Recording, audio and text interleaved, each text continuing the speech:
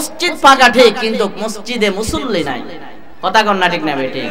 মসজিদে মুসল্লির মেহনত নাই। কত কিছুর মেহনত চলে মসজিদে, কিন্তু মসজিদে মুসল্লি বাড়াইতে হবে, এই মেহনত আমাদের সমাজে এখন বর্তমানে নাই। কথা কন না ঠিক না বেঠিক? সমাজে মেহনত নাই, শুধু নিজের স্বার্থ। ইমাম বলেন, মুয়াজ্জিন বলেন, মুসল্লি বলেন, ব্যবসায়ী বলেন, যে কোনো লোক হোক না কেন, শুধুই নিজের স্বার্থ। কথা কন না ঠিক না বেঠিক? সবার বেলায় বলেন, আলেম বলেন, আওয়াম বলেন, সবার ক্ষেত্রে শুধু নিজের স্বার্থটাকে প্রাধান্য দেয়। কিন্তু আমার দেখার দরকার ছিল কিন্তু মসজিদে মুসল্লি কম, মসজিদে ওয়াজ মাহফিল কেন? মসজিদে মুসল্লি বাড়ানোর জন্য। কথা কন না ঠিক না বেঠিক? মসজিদে মুসল্লি বাড়ানোর জন্য। বার্ষিক ওয়াজ ও মাহফিলের সম্মানিত সভাপতি, দিগার উলামায়ে কেরাম, উপস্থিত সুধী সমাজ, পর্দায় অবস্থানরত আমার অত্যন্ত ভদ্র মা ও বোনেরা, আমরা সর্বপ্রথম রব্বে কারীমের দরবারে কালিমাতুশ শুকরিয়া আদায় করছি, যিনি আমাদেরকে দ্বীনের নিসবতে, দাওয়াত ও তাবলীগের নিসবতে, কোরআন ও হাদিসের নিসবতে, জিক্রে ফিক্রের নিসবতে আমাদেরকে সমবেত হওয়ার তৌফিক দিলেন। কিছু কথা বলবো, শুনবো, আমল করবো, এই নিয়তে আশা এবং বসা। রব্বে কারীমের দরবারে আমরা সকলে কালিমাতুশ শুকর আদায় করি, বলি আলহামদুলিল্লাহ। বর্তমান সময় খুব নাজুক সময় চলছে। মুসলমানের ঈমান বাঁচানো খুব কষ্টকর। ঘর থেকে ঈমান নিয়ে বের হয়, ঘরে ঈমান হারা হইয়া ঘরে ফিরে, এমন সময় চলছে। কথা কন না ঠিক না বেঠিক? খুবই নাজুক সময়। আমরা সর্বশ্রেষ্ঠ জাতি, 18,000 মাখলুকাতের মধ্যে আল্লাহ পাক আমাদেরকে শ্রেষ্ঠত্ব দান করেছেন। কথা কন না ঠিক না বেঠিক? আমরা আমাদের কারণে আমাদের শ্রেষ্ঠত্ব কমায় ফেলছি। আমরা কিন্তু দামি মানুষ, আমরা দামি। আমাদেরকে আল্লাহ রাব্বুল আলামিন দামি করে দুনিয়াতে প্রেরণ করেছেন। হিন্দুদের ঘর থেকে যিনারা জন্ম হয় তারাও দামি, কিন্তু যখন তার মা, তার বাবা, আত্মীয় স্বজন, তাদের কৃষ্টি কালচার অনুযায়ী সন্তানরা চলতে থাকে, তখন বেঈমান হয়ে যায়। প্রত্যেকটা মানুষ মুসলমান হওয়ার উপযুক্ত হইয়া দুনিয়াতে আসে। কথা কন না ঠিক না বেঠিক?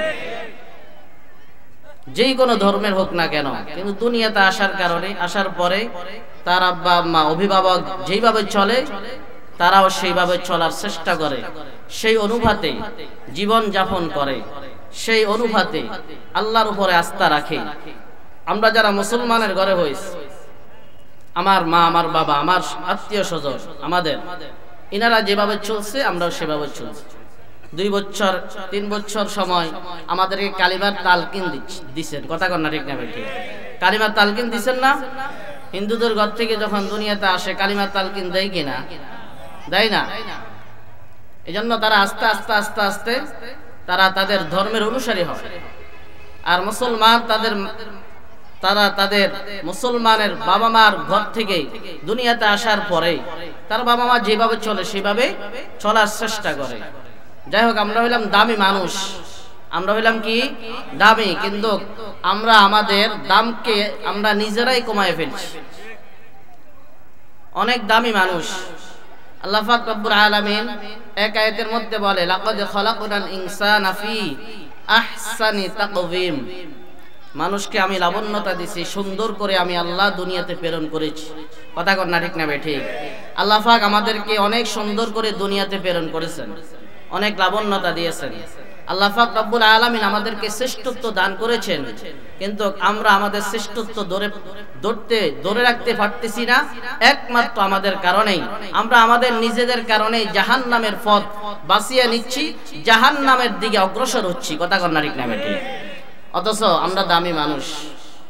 আমার তেলাওয়াতকৃত আয়াত, আল্লাহ পাক রব্বুল আলামিন বলেন, ওয়ালাকাদ যারানা লিজাহান্নামা কাসীরাম মিনাল জিন্নি ওয়াল ইনস।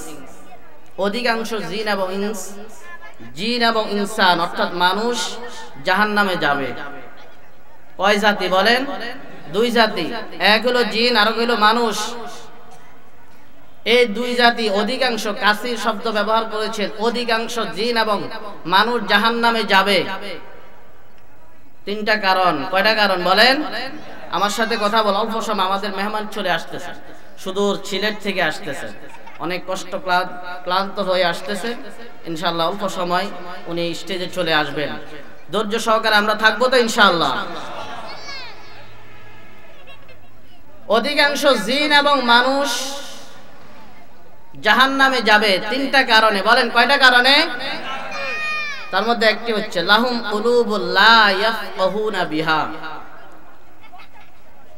আমি কলব দিয়েছি। আ'য়ুনুল লা ইউবসিরুনা বিহা, আমি চক্ষু দিলাম। আমাদের চক্ষু আছে কিনা বলেন? চক্ষু আছে, কিন্তু আল্লাহ পাক রব্বুল আলামিন বলেন আমি মানুষকে চক্ষু দিলাম, কিন্তু এই চক্ষু দিয়া তারা আমি আল্লাহর নাজ নিয়ামত দেখে নাই, আমি আল্লাহর কোরআন দেখে নাই। দুনিয়ার সব কিছু দেখেছে, দুনিয়ার সব গুনাহের কাজ দেখেছে, কিন্তু আমি আল্লাহ রব্বুল আলামিন তাদেরকে চক্ষু দান করেছি। এই চক্ষু দিয়া আমি আল্লাহর নাজ নিয়ামত দেখতে পারে নাই, আমি আল্লাহর কোরআন দেখতে পারে নাই। ওই মানুষরাও ওই জিনরাও জাহান্নামে যাবে। নাউজুবিল্লাহ বলেন। ওয়ালাহুম আযানুন লা ইয়াসমাউনা বিহা, তৃতীয় নম্বর হলো কান। তৃতীয় নম্বর কি? কান। এক নম্বর কলব, দ্বিতীয় নম্বর চক্ষু, তৃতীয় নম্বর কান। ওয়ালাহুম আযানুন লা ইয়াসমাউনা বিহা। আল্লাহ রাব্বুল আলামিন বলে হে দুনিয়ার মানুষ কান পেতে শোনো।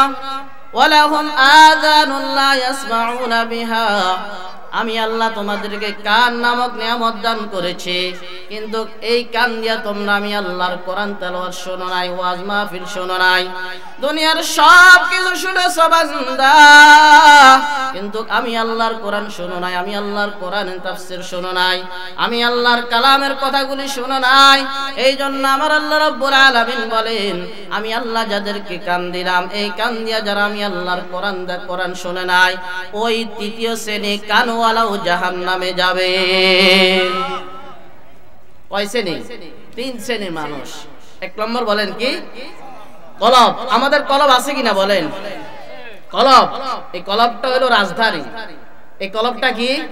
রাজধানী। আমাদের বাংলাদেশের রাজধানী কোথায়? ঢাকা। আর আমাদের এই পুরা শরীরের রাজধানী হলো কলব। এই একটা গোস্তের টুকরা, ছোট্ট একটা টুকরা আছে, এই গোস্তের টুকরাটা এত দামি, এই গোস্তের টুকরার কারণে জান্নাতি হয়তোবা জাহান্নাম। কথা কন না ঠিক না বেঠিক? হয়তো জান্নাতি হয়তোবা কি জাহান্নামী। এই গোস্তের টুকরাটা যার পবিত্র হয়ে গেছে, ইয়া আইয়াতুহান নাফসুল মুতমাইন্নাহ, যার কলব কি হয়ে গেছে? মুতমাইন্নাহ, পবিত্র হয়ে গেছে। ইরজিই ইলা রাব্বিকি রাদিয়াতাম মারদিয়া। আল্লাহ পাক রব্বুল আলামিন বলে তোমরা আমি আল্লাহর সন্তুষ্টির উপরে থাকার কারণে, তোমার কলব পরিষ্কার হওয়ার কারণে, ইরজিই ইলা রাব্বিকি রাদিয়াতাম মারদিয়া ফাদখুলি ফি ইবাদি ওয়াদখুলি জান্নাতি। আল্লাহ পাক রব্বুল আলামিন বলেন আমার উপর সন্তুষ্টি থাকার কারণে আমি আল্লাহ তোমাদের উপর সন্তুষ্টি। ফাদখুলি ফি ইবাদি, আমার নেক বান্দার অন্তর্ভুক্ত হয়ে যাও। ওয়াদখুলি জান্নাতি, এবং আমার জান্নাতে চলে যাও। সুবহানাল্লাহ বলে। মাত্র একটা গোস্তের টুকরা পবিত্র হওয়ার কারণে। কথা কন না ঠিক না ঠিক? এই গোস্তের টুকরা আমাদের সবার আছে কিনা বলেন? যার গোস্তের টুকরা অপবিত্র হয়ে যায় তার কাছে আল্লাহর কোরআন ভালো লাগে না। কথা কন না ঠিক না ঠিক? আল্লাহর কোরআনের তাফসীর ভালো লাগে না, মাদ্রাসা মসজিদ ভালো লাগে না। কথা কন না ঠিক না ঠিক? এই গোস্তের টুকরা নাপাক হওয়ার কারণে, গোস্তের টুকরা অপবিত্র হওয়ার কারণে তার কাছে দুনিয়ার নাজ নিয়ে আল্লাহর নাজ নিয়ামত, এক কথায় জান্নাতে যাওয়ার জন্য যত পুঁজি আছে সব পুঁজিগুলা তার থেকে খারাপ লাগে, তিতা লাগে। একমাত্র কলবটা নষ্ট হয়ে যাওয়ার কারণে তার রুচি নষ্ট হয়ে গেছে। ঠিক না বেটি? কলব, এই গোস্তের টুকরা। লাহুম কুলুবুল লা ইয়াফকাহুনা বিহা। অধিকাংশ জিন এবং ইনসান জাহান্নামে যাবে তার কারণ হলো তিনটা। এক নম্বর কারণ, আমি আল্লাহ যাদেরকে কলব দিলাম বাবা, এই কলবের ওয়াজ করলে লম্বা সময়, এই অন্তরটা এমন একটি দামি জিনিস, এই অন্তরটা দামি করতে হলে নিজে নিজে দামি করতে পারা যায় না, দামি করা যায় না। নিজে নিজে চেষ্টা করলে পারা যায়, পুরাটা পারা যায় না। এই কলবটা পরিষ্কার করতে হলে আপনি ঘর থেকে বের হয়ে কোন একজন আল্লাহওয়ালার সুহবতে যাইতে হবে, ঠিক না বেঠিক? একজন ছাত্র আলেম হইতে হলে, হাফেজ হইতে হলে তার উস্তাদের নিকটে যাইতে হয়, কথা কোন না ঠিক না ঠিক? প্রত্যেকটা সাহাবী রাসূলের সাহাবী, প্রত্যেকটা সাহাবী রাদিয়াল্লাহু তাআলা আনহু দামি হইলেন একমাত্র রাসূলের সংসবে থাকার কারণে, তার সোহবতে থাকার কারণে, কথা কোন না ঠিক না ঠিক? রাসূলের সোহবতে থাকার কারণে সবাই দামি হয়ে গেল। এক পর্যায়ে আল্লাহ রাব্বুল আলামিন রাসূলের সোহবত যারা পেয়েছেন, আল্লাহ পাক রব্বুল আলামিন বলেন রাদিয়াল্লাহু আনহুম ওয়া রাদু আন, আমি আল্লাহ রাব্বুল আলামিন আমার নবী সাল্লাল্লাহু আলাইহি ওয়াসাল্লামের ছাত্র যারা সাহাবী, ওই সাহাবীর উপর আমি আল্লাহ সন্তুষ্টি হয়ে গেলাম। কারণ হইল তারা আমার রাসূলের ছাত্র ছিল, ছাত্র হওয়ার কারণে আমি আল্লাহ তাদের উপরে খুশি, তারাও আমি আল্লাহর উপরে খুশি। সুবহানাল্লাহ। তাহলে কলবটা পরিষ্কার করতে হলে ঘরে বসে বসে হবে না, হরকত করতে হবে। যায় অন্য জায়গা, অর্থাৎ হক্কানি ওলামায়ে কেরামের সংসব অবশ্যই লাগবে। নিজে নিজে পারা যায় না, নিজে নিজে পণ্ডিতি করলে ডাক্তার হওয়া যায়, কিন্তু ডাক্তারের মতো ডাক্তার হওয়া যায় না। ডাক্তার হইতে হলে আরেকজন ডাক্তারের স্বর্ণপন্ন হইতে হবে, কথা কোন না ঠিক না বেঠিক? যদি আরেকজন ডাক্তারের কাছে না গিয়া নিজে নিজে ডাক্তারি করতে চায়, নিজে নিজে যদি ইনজেকশন পোস্ট করতে চায়, তাহলে ইনজেকশনে পোস্ট করার কারণে রোগী মারা যাবে, রোগী সুস্থ হবে না, কথা কোন না ঠিক না বেঠিক? একমাত্র কারণ কি? আরেকজন ডাক্তারের স্বর্ণপন্ন হয় নাই, সোহবতে যায় নাই, কথা কোন না ঠিক না বেঠিক? একজন আলেম আরেকজন আলেমের কাছে গিয়া ছাত্র হইতে হবে। ছাত্র না হইয়া যদি নিজে নিজে পণ্ডিতি করে কখনো আলেম হইতে পারে না, কথা কোন না ঠিক না বেঠিক? যদিও লেবাস লাগায়, কিন্তু এরা লেবাস লাগাইছে সত্য জাতিকে ধ্বংস করার জন্য, কথা কোন না ঠিক না বেঠিক? এজন্য এই কলব পরিষ্কার করতে হলে কোন একজন হক্কানি আলেমের সোহবতে যাবেন। বলে অনেকে বলে পীর মুরিদি এটা কি? আরে এটা রাসূলের যুগ থেকে এসেছে, কথা কোন না ঠিক না বেঠিক? রাসূলের সাহাবী রাসূলের কাছে সোহবত প্রাপ্ত হইয়া তারা সাহাবী হয়ে গেছেন, দামি হয়ে গেছেন, তারা জান্নাতি হয়ে গেছেন, কথা কোন না ঠিক না? আমি আর আপনি পারবো না কেন? আমি আর আপনি পারবো না কেন? আমাদের ইমাম আবু হানিফা রাহমাতুল্লাহি আলাইহি আরেকজন ওস্তাদের কাছে গিয়ে যদি নিজে শাগির্দ হতে পারে, নিজে ছাত্র হইতে পারে। আমাদের মাযহাব কয়টা বলেন? 4টা। বলেন কয়টা? হানাফি মাযহাবের ইমামের নাম কি বলেন? ইমাম আবু হানিফা রাহমাতুল্লাহি আলাইহি। তিনি যদি আরেকজনের কাছে গিয়ে ছাত্র হইতে পারে, আমি আর আপনি কি তার থেকে আমরা বড় মুজাদ্দিদ হয়ে গেলাম? কথা কোন না ঠিক না বেঠিক? তার থেকে কি দামি হয়ে গেলাম? এজন্য এই দামি হইতে কলবটা যদি পরিষ্কার হয়ে যায়, তার সব পরিষ্কার, তার পুরা শরীরটাই পবিত্র, তার পুরা শরীরটাই পবিত্র একমাত্র এই গোশতের টুকরা পবিত্র হওয়ার কারণে, কথা কোন না ঠিক না বেঠিক? এই গোশতের টুকরা যদি অপবিত্র হয়ে যায়, অটোমেটিক আপনার কাছ থেকে কোরআন তেলাওয়াত ভালো লাগবে না, আপনার কাছে নামাজ ভালো লাগবে না। দুইটা বন্ধু তিনটা বন্ধু একসাথে চলতেছে, একসাথে রাস্তা দিয়ে হাঁটা চলা করছে, মুয়াজ্জিন সাহেব আযান দিছে আল্লাহু আকবার আল্লাহু আকবার, তিনজন বন্ধু থেকে একজন বন্ধু মসজিদে আসছে মুয়াজ্জিনের আযান শোনার পরে দুইজন বন্ধু অন্য জায়গায় চলে যাইতেছে, চালে চলে যাইতেছে, দোকানে চলে যাইতেছে, বিভিন্ন জায়গায় আড্ডা দেওয়ার জন্য যাইতেছে, মোবাইলে গুনাহ করার জন্য যাইতেছে। তিন বন্ধু একসাথে চলছে ঠিক, কিন্তু আযান দেওয়ার পরে একজন বন্ধু মসজিদে আসছে, দুইজন বন্ধু মসজিদে আসতে পারে নাই। কারণ কি? কারণটাই হলো, একমাত্র কারণটাই হলো এটা, ওই বন্ধু যে বন্ধুটা মসজিদে এসেছে, মসজিদে মুয়াজ্জিন সাহেবের আযান শোনার পরে যেই বন্ধুটা মসজিদে এসেছে, বুঝতে হবে তার কলবটা পরিষ্কার ছিল, কলব কলবটা পরিষ্কার থাকার কারণে, মুতমাইন্না কলবটা থাকার কারণে সে মসজিদে আসতে পেরেছে। বাকি দুই বন্ধু তার কলব অপবিত্র থাকার কারণে, অপবিত্র থাকার কারণে, পবিত্র না হওয়ার কারণে তার কানে আজান গিয়েছে সত্য, আজান শোনার পরেও মসজিদে আসতে পারে নাই, একমাত্র তার কলবটা অপবিত্র। কথা বলেন না ঠিক? কলবটা নাফাক, কলব নাফাক। এই কলব পরিষ্কার করতে হবে। এই কলব পরিষ্কার করার অন্যতম মাধ্যম হলো জিকির। কথা কন না? অন্যতম মাধ্যম কি বলেন? আপনারা জিকির করেননি? বলেন না জিকির কার? কোন পীর বাবার, কোন দরবেশ বাবার? একমাত্র জিকির হবে কার? আল্লাহর। কোন পীর বাবার নামে যদি জিকির করে, এটা কি জিকির হবে? এটা জিকির হবে। জিকির হবে একমাত্র কার? আল্লাহ। তাহলে কলব পরিষ্কার করা অন্যতম মাধ্যম হলো জিকির। আর এই আল্লাহ ওয়ালাদের সোহবতে গেলে তারা এক নম্বর জিকিরের সবক দেয়। কারণ আল্লাহ ওয়ালারা জানে রাসূল আরবি সাল্লাল্লাহু আলাইহি ওয়াসাল্লাম বলেন, আমার প্রত্যেকটা সাহাবী হয়েছেন একমাত্র তাদের অন্তরটা ছিল পরিষ্কার। এই অন্তরের মধ্যে সব সময় আল্লাহ পাকের জিকির ছিল। সুবহানাল্লাহ বলেন। ইন্নামাল মুমিনুনা আল্লাযীনা ইযা যুকিরাল্লাহ ওয়াজিলাত কুলুবুহুম ওয়া ইযা তুলিয়াত আলাইহিম আয়াতুহু যাদাতুহুম ঈমানা। আল্লাহ পাক রব্বুল আলামিন বলে, ওরাই মুমিন, যেই মুমিনটা কোরআনের আলোচনা শোনার পরে, জিকির শোনার পরে, জিকির করার পরে তার অন্তরটা মোমের মতো নরম হইয়া, তরল হইয়া সাথে সাথে আল্লাহ পাকের ভয় সৃষ্টি হয়ে যায়। সুবহানাল্লাহ বলে। জিকির লা ইলাহা ইল্লাল্লাহ, এটা কার জিকির? আল্লাহ। এটা কার জিকির? জোরে বলেন, এটা কার জিকির? আল্লাহ রাসূল সাল্লাল্লাহু আলাইহি ওয়াসাল্লাম আম্মা জান আয়েশার সাথে কথা বলতেছেন। কথা বলতে বলতে হঠাৎ করে বেলাল রাদিয়াল্লাহু তাআলা আনহু আযান দিচ্ছে। আযান, আল্লাহু আকবার, আল্লাহু আকবার আযান দিচ্ছেন। হযরত আল্লাহ নবী সাল্লাল্লাহু আলাইহি ওয়াসাল্লাম আযানের এক মুহূর্ত পর্যন্ত আম্মা জান আয়েশার সাথে কথা বলতেছেন। হঠাৎ করে আযান শোনার সাথে সাথে, আযানটা তার কানে যাবার সাথে সাথে রাসূলের চেহারাটা মলিন হয়ে গেল। রাসূলের চেহারাটা জানি কেমন কেমন হয়ে গেল।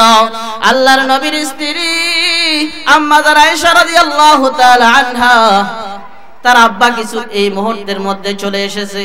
আবু বকর রাদিয়াল্লাহু তাআলা আনহু চলে এসেছে।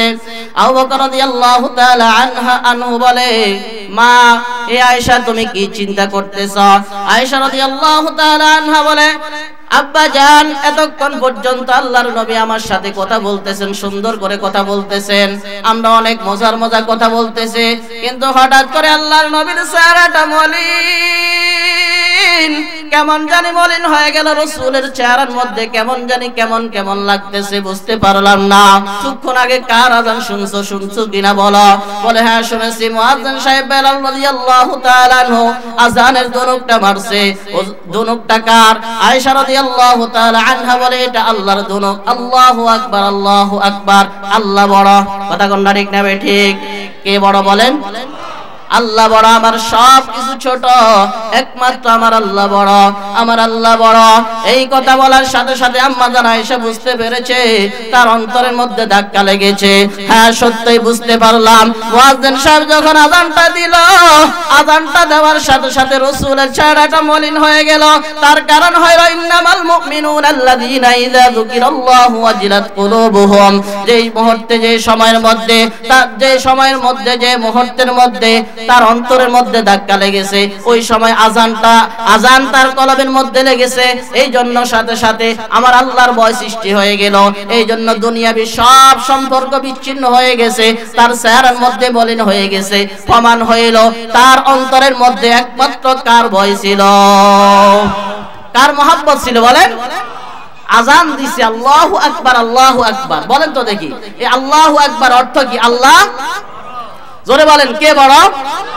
আল্লাহ বড়। আমার সব কিছু ছোট, একমাত্র আল্লাহ। সাহাবী লাঠি কাটার জন্য কুড়াল উপরে উঠেছে, লাঠি কাটবে স্বাভাবিক, লাঠি উপরের দিকে উঠাইছে, পিছনে ফালাইবে না সামনে ফালাইবে? ওরে কথা কয় না, সামনে ফালাইবে না, লাঠি কাটতে হলে। আজান দেওয়ার সাথে সাথে কুড়ালটা পিছনের দিকে ফালাইয়া দৌড় মারছে। আরেকজন সাহাবী জিজ্ঞাসা করে, ইয়ার হুজুর, আপনি দেখলাম কুড়ালটা উপরের দিকে উঠাইলেন, কিন্তু কুড়ালটা সামনে না ফালাইয়া পিছনে ফালাইলেন, কারণ কি? যখন আমি কুড়ালটা উপরের দিকে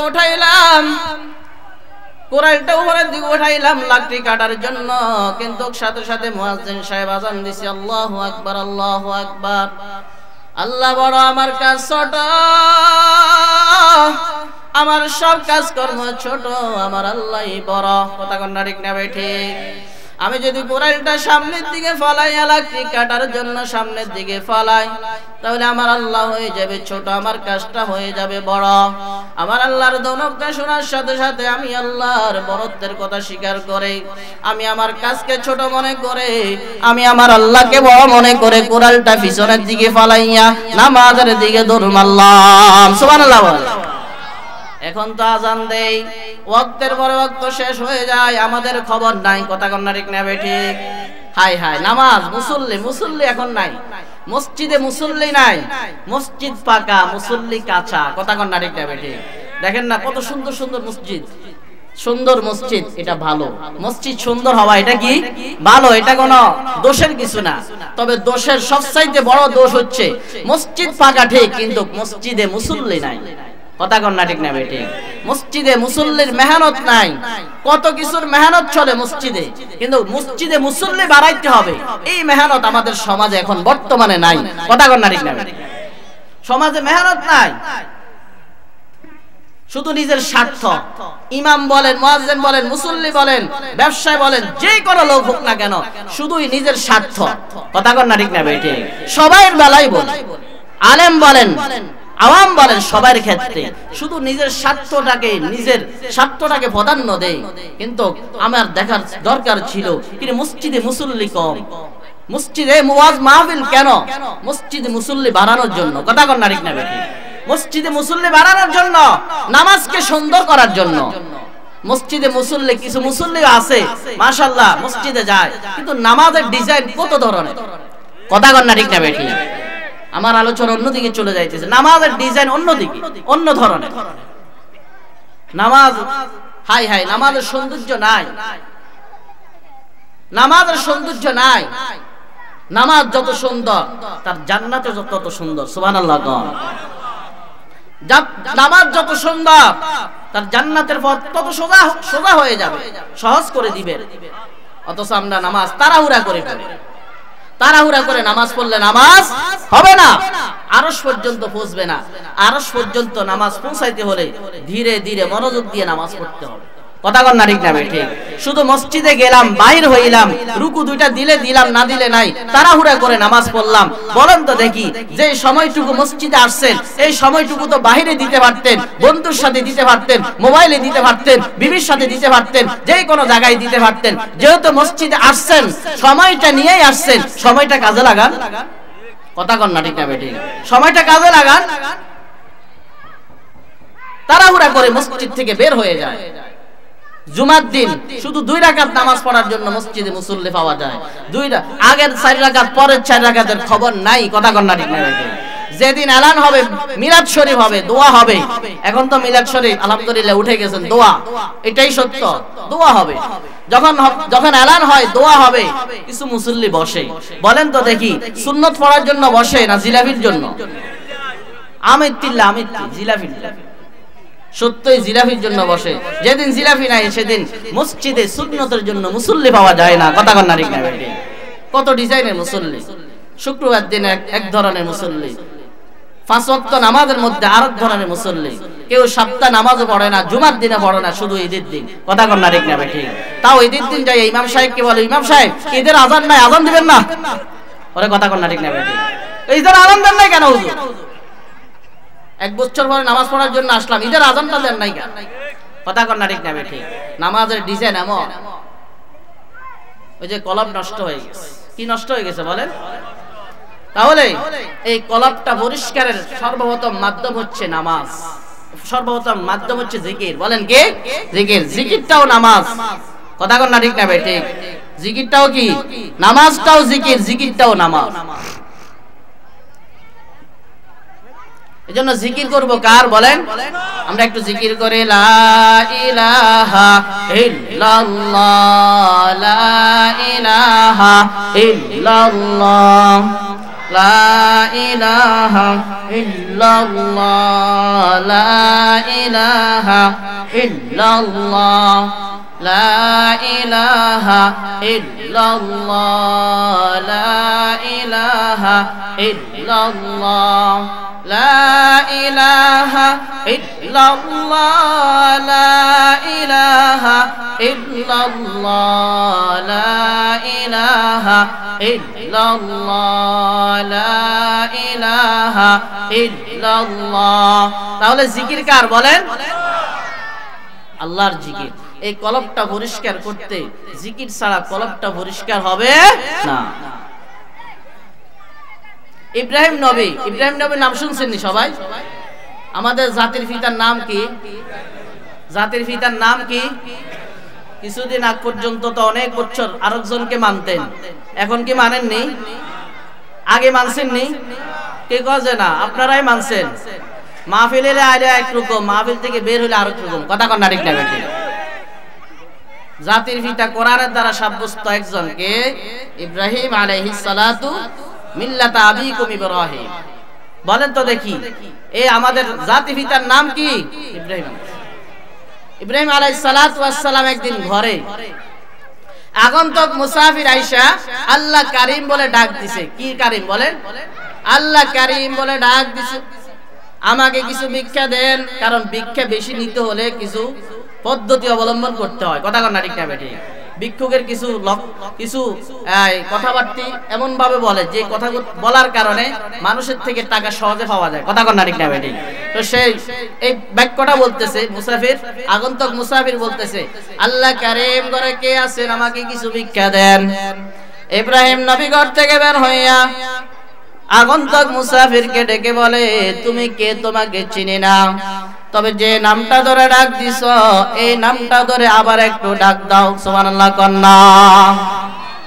এটা কোন নেতার নাম না, নেত্রীর নাম না, কোন এমপির নাম না, কোন মন্ত্রীর নাম না, এটার নামটা কার? আল্লাহ কারীম বলে ডাক দিছে, আল্লাহ কারীম একটু ভিক্ষা দেন। এই কথা বলার সাথে সাথে ইব্রাহিম নবী বলে, তুমি কি নামটা বললা, আবার একটু বলো। বলে, আমি আল্লাহ কারীম বলে ডাক দিলাম। ইব্রাহিম নবী ডাক দিয়া বলে, আমার সম্পদের অর্ধেক সম্পদ তোমাকে দান করে দিলাম। সুবহানাল্লাহ কন। এই কথা বলার সাথে সাথে আগন্তুক মুসাফির ডাক দিয়া বলে, তুমি আমাকে অর্ধেক সম্পদ দান করে দিয়েছ। ইব্রাহিম নবী ডাক দিয়া বলে, আর একটু বলো, আরেকবার বলো। আল্লাহ কারীম ইব্রাহিম নবী যতবার শুনে ততবার মজাই লাগে, কথা কন না ঠিক না ভাই? ঠিক। আল্লাহর নাম যখন মুমিন মুসলমান শুনে তার অন্তরটা নরম হয়ে যায়, তার কলবটা নরম হয়ে যায়, কথা কন না ঠিক না ভাই? ঠিক। এটাই স্বাভাবিক। ইমানদার মুসলমান যখন আল্লাহর নাম জিকির করবে তার অন্তরটা নরম হয়ে যায়, কথা কন না ঠিক না ভাই? ঠিক। যার অন্তর যত নরম তার কলবের মধ্যে আল্লাহ থাকে। অন্তর নরমওয়ালা অন্তর, মন নরমওয়ালা অন্তরের মধ্যে একমাত্র কে থাকে? তোরে বলেন, কে থাকে? শক্ত কলবের মধ্যে আল্লাহ থাকেন না, নরম কলবের মধ্যে আল্লাহ থাকেন। আর নরম কলব করতে হলে জিকির করতে হবে, বেশি বেশি জিকির করতে হবে। ইব্রাহিম নবী আল্লাহ কারীম বলে, তখন ওই আগন্তুক মুসাফির আবার বলেন, আল্লাহ কারীম। বলে, আমি যখন আল্লাহ কারীম ডাক দেই তোমার থেকে কেন ভালো লাগে? বলে, তুমি বুঝবা না, তুমি বুঝবা না।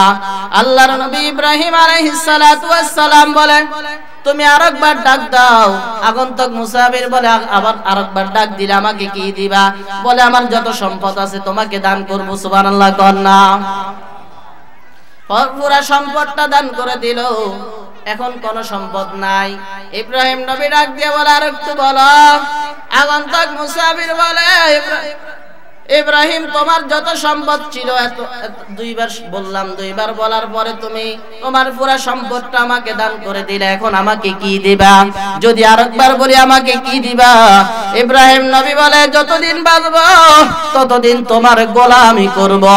সুবহানাল্লাহ বলে, ততদিন তোমার গোলাম হয়ে থাকবো, তারপরে একটু আমাকে শোনাও।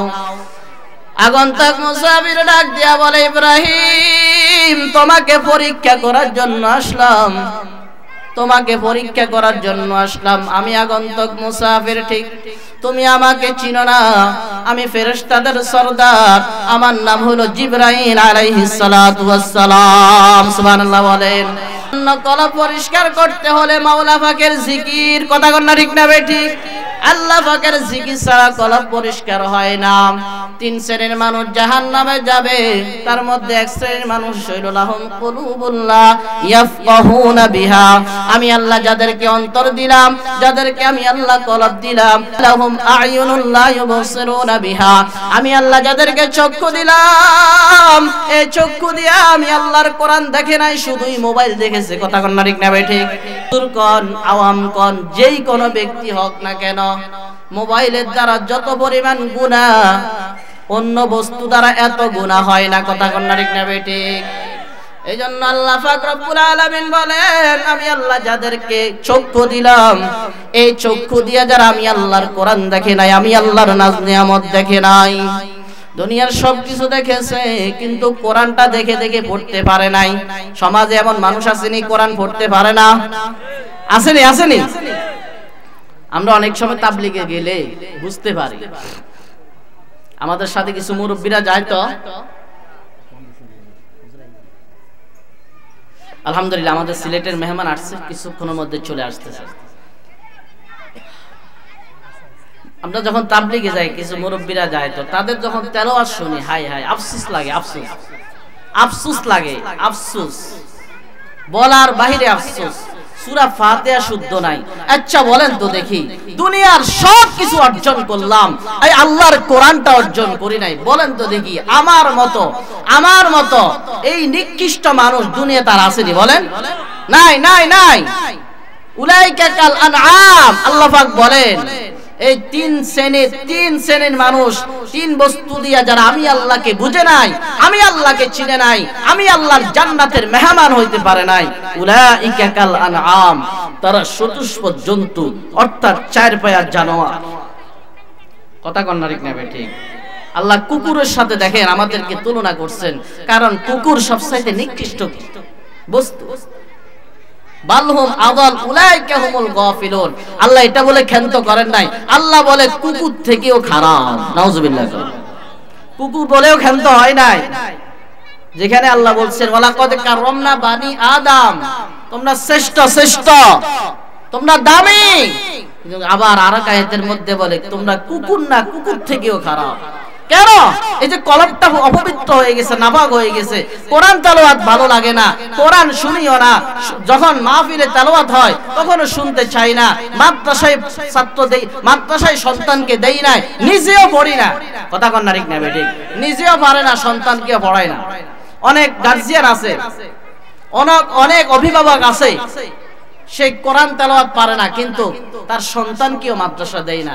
আলহামদুলিল্লাহ, আবার কিছু অভিভাবক আছে আফসোসের সাথে আমাদেরকে বলে হুজুর ছোটবেলা পড়তে পারি নাই, মন চায় একটা সন্তানকে হাফেজ বানাইতে, আলেম বানাইতে, আল্লাহ কি আমার সন্তানকে হাফেজ বানাইবে, আলেম বানাইবে? কত দুঃখের সাথে বলে, কত দুঃখের সাথে বলে, অন্তরটা কেমন নরম, নিজে পারে না।